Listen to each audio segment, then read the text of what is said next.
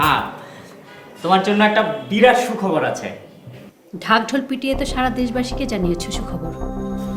এখন আমার জানানোর কি আছে? মা, আপনি কি রাগ করেছেন? না, রাগ করবো কেন? ও, তুমি লাইভটা দেখেছো? না, আমি দেখিনি। এত অপ্রয়োজনীয় সময় আমার নাই। তোমাদের লাইভ দেখার পরে তোমার নীলু খালা ফোন করে জানিয়েছে। আচ্ছা, তোমরা দুজনে নাকি প্রেগনেন্ট? এসবের মানে কি? লাইভে কি বলো এসব? দুজন প্রেগনেন্ট মানে কি বলছো মা? আমি বলছি না, মানুষ বলছে।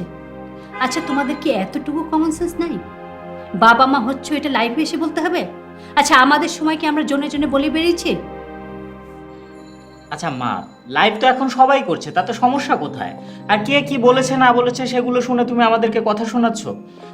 আমরা কোথায় তোমাকে একটা সুখবর জানালাম, তুমি খুশি হবে তা না করে। সুখবর আগে কাছের মানুষকে জানাতে হয়। তোমরা এই যুগের ছেলে মেয়ে, মাথায় যখন যা আসে তাই করো, পরে আবার পস্তাও।